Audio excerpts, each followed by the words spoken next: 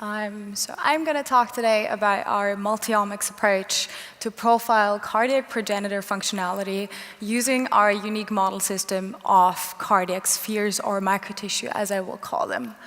So as we heard already quite often during this symposium, we differentiate pluripotent stem cells using a developmentally matched protocol into different lineages.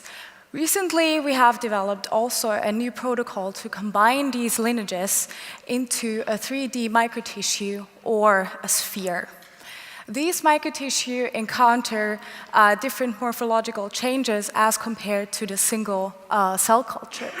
And we think that these morphological changes and also cell specifications are mainly driven by proteome changes. However, we're missing a proteome approach to characterize these changes on a single microtissue level or single cell level even. So our lineages have been profiled quite extensively using transcriptomics approaches. However, as you can appreciate from this image, there are some cells where mRNA levels and protein levels do correlate. But in some other cells, they might even anti-correlate, and we can only determine these changes if we do a complementary approach where we look at mRNA levels and also at protein levels. So we know by now that RNA is an unreliable proxy for protein expression, and therefore we also believe unreliable to determine cell specification and morphological changes in these tissues. So since I'm very much interested into these morphological changes and very early cell specification, which are mainly driven by protein expression level changes, extracellular matrix components, and also signaling pathways, which cannot be determined by current transcriptomics analyses, I aim to develop a proteome global approach to determine these in my model system. So we aim to determine and integrate our proteome levels with the RNA that we have already determined in these microtissues. The main challenges that we're aiming to overcome with our technique is nicely illustrated in this mouse embryo whole mite in situ hybridization analysis.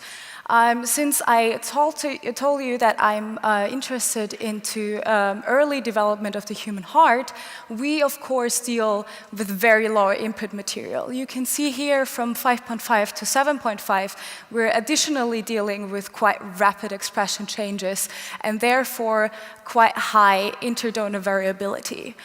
This prohibits us to pool our samples and do bulk analyses, since that might mimic the main expression changes that we're interested in. And also, since we're dealing in, for example, in the mouse development with high in vivo complexity, we started to aim for a different approach. In the lab, we developed a protocol that is developmentally matched in order to differentiate human pluripotent stem cells into several lineages. I'm going to focus today on the myocardium and the endothelium, since we have developed, so you can see on this nice illustration, that we have been able to differentiate them in these two lineages. And further on, Pablo, a PhD student in the lab, developed a 3D protocol to co-culture them to drive maturation of these very immature cell types and hopefully mimic human heart development in a more improved way. So what you can also see on this nice video, I hope that works. No. Okay, it doesn't play. However, what you could see, no, you can see, our cardiomyocytes are functional in 2D and 3D, as you can appreciate from the videos nicely generated by Pablo. And what I am personally very much interested in is the difference on a transcript and proteome level between these 2D or 3D differentiated cardiomyocytes. As you can appreciate from the videos, they do look quite different and they also beat quite different. So we assume that there is quite some changes in transcript and proteome level between the two species of cell types. So what we have been doing so far is profile single microtissues and 2D differentiated cells on a proteomic scale and a transcript scale. On the left-hand side, you can see that the 2D differentiated cells and the 2D pluripotent cells cluster nicely apart from our 3D spheres.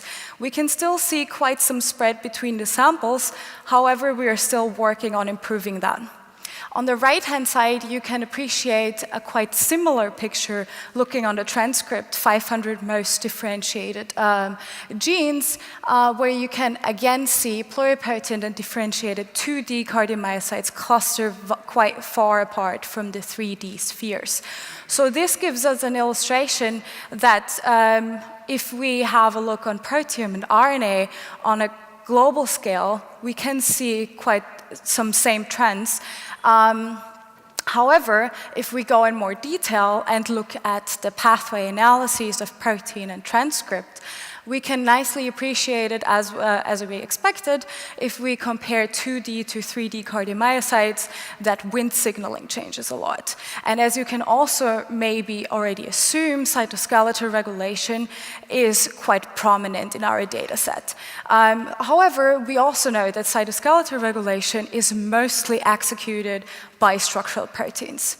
So if we integrate shared pathways, meaning we looked at the overlap of protein and genome data, on the x-axis you see the protein count and on the y-axis you see the gene count, we can nicely see that something that is very prominent in our proteome data set is almost not visible in our transcript data set. So we can see that with only looking at mRNA, we would have overlooked these prominent cytoskeletal changes in our system. Again, if we look at the transcript data, we can still appreciate that with just looking at the protein pathways, we would have overlooked the importance of TGF-beta signaling. So I think this analysis quite nicely illustrates the need for the complementary and integrative analysis of proteome and transcript data. We have partially diverging profiles, but still quite a lot of things in common. With that, I would also already like to go to my future perspectives, where we are trying to integrate transcript and proteome profiles over the whole differentiating process of cardiac development. We would like to establish an extracellular matrix expression profile of our microtissues and further profile the post-transcriptional modifications, which of course cannot be done using transcriptomics approaches. If you would like to have a little bit more information about the project and the ongoing translational modification analyses, my poster is P18. And with that, I would like to go already to my acknowledgements and would like to appreciate all of the people that contributed to that project. And since we have been talking a lot about single-cell proteomics, I would like to draw your attention to our upcoming first European single-cell proteomics conference, which is happening in August in Vienna. And also people that we already talked about will give very impressive talks, and you can register still, and we are looking forward to maybe see some of you in Vienna. Thank you.